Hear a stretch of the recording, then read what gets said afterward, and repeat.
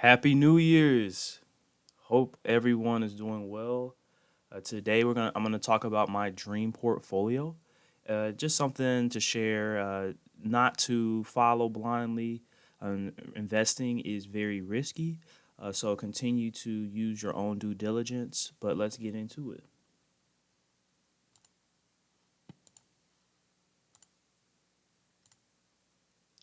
So fractional shares are a must. It's too difficult since we are retail to actually buy percentage allocations with full share size. So some of these stocks are $200 per share, and it's just impossible to try and allocate that. I'm really going to base it off of every $100. So with percentages, we all know that one whole percentage is 100%. So $100, if we have 5% going into one thing, we'll just split that $5 to go into that said stock. So with a brokerage who happens to have fractional shares, you're gonna really enjoy that. You also have the buy and hold forever. So this is a lifelong portfolio that will really you just do not sell. It's no point in selling when you are holding forever.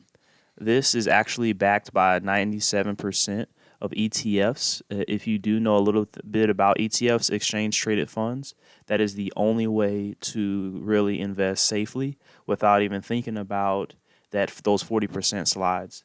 There has never been a 40% down day on a index. I may be wrong, but even Great Depressions and everything, maybe 8% or so. But you're not going to get wiped like some of these fraudulent companies. Some of the sectors we include clean energy, semiconductors, Ark Invest, IPOs, international, fintech, precious metals, and a mix of the broad index funds. Here I have a pie chart of the portfolio allocation. Since I am still under the age of 25, I would like a very high growth portfolio. So have 50% in high growth, 27% conservative, 13% international exposure, and 10% gold and fintech. Previously, when I had a 401k, I would really enjoy having the international about half of my U.S. exposure. So pretty much with the 27% conservative, that's the major U.S. indices. But instead of just doing the U.S. indices, I really like international exposure. And South Korea is actually the one specific company I'm investing in. And finally, gold and fintech. You have so much going on with the crypto space. And, inflation will continue to haunt us. So you just have to invest in that gold. All right, let me break down the high growth. We have two of the best ARK Invest ETFs here. You have ARKG, ARK Invest Genomic Revolution, and Kathy Wood has came out publicly saying that the genomic sector will be the next thing. And I have the year-to-date performances at the end of each stock. So they had 186% year-to-date growth. ARKK, their biggest ETF, have about $9 billion of assets under management. This is their broad and innovation ETF, and it invests heavily into disruptive innovation. Their major holding is Tesla. They also invest heavily in Roku. Just anyone who is out there making a difference and definitely not investing in Walmart, that's for sure. You have SMH, shaking my head. No, for real. Semiconductors.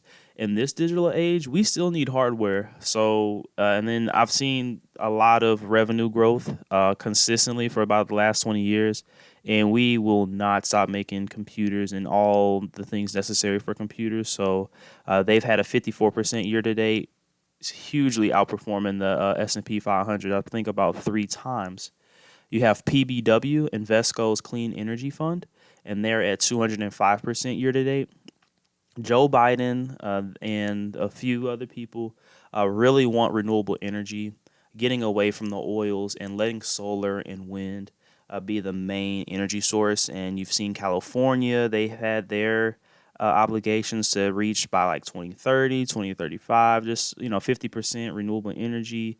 So you're just going to have to see a lot of money getting pumped into solar, and then solar's production has been getting cheaper and cheaper, allowing it to be more widely used, which is great.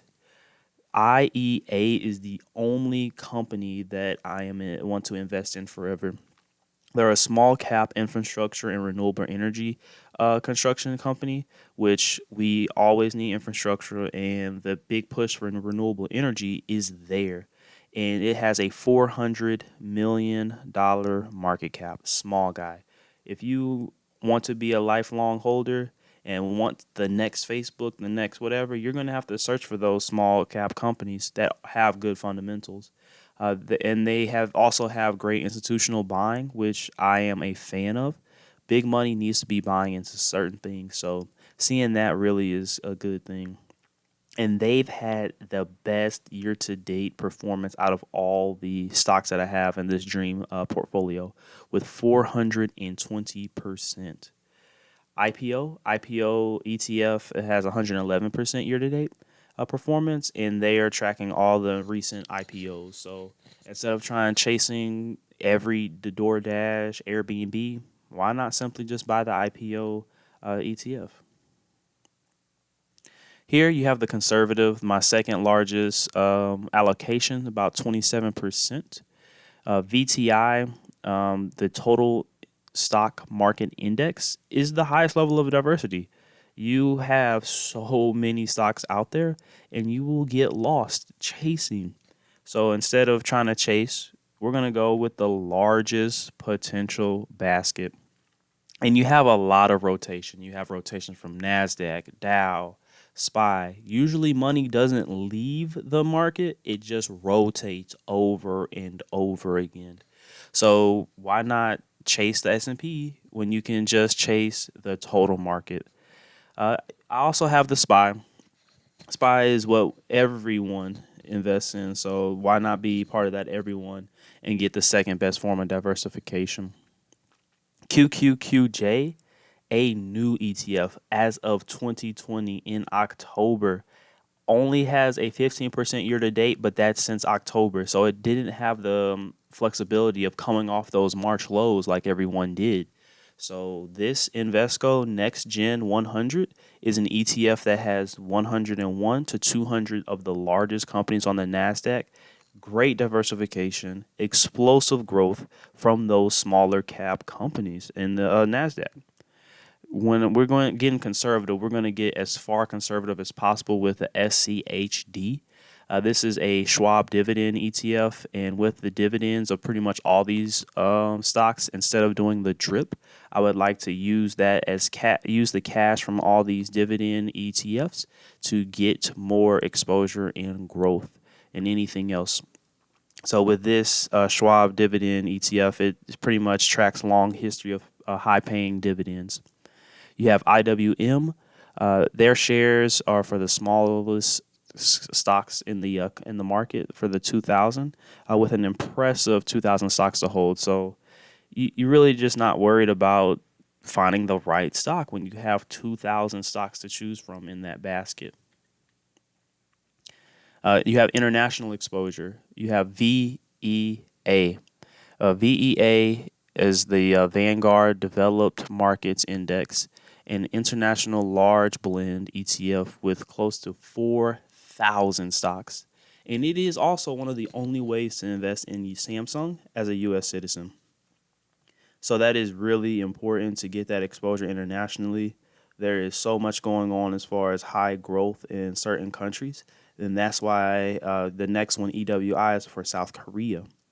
They have a aggressive 24% holding in Samsung. And if you know, Samsung is really one of the best phone companies out there, and they do not do just phones. You have a huge appliance department, TVs, and so on. So you really just want that exposure too. And fun fact, from 2009 to 2018, the U.S. GDP rose 42% versus the South Korea at 82%. And their year-to-date growth for the EWI was 39%. And finally,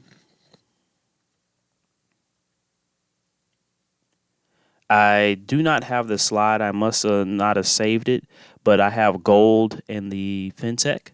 And Silvergate Corporation is one of those companies that will be explosive. Look at their network: Coinbase, Binance, Gemini. This company backs all of the crypto exchanges. So really be on the lookout for Silvergate. And also on the slide, it would be GLD, gold.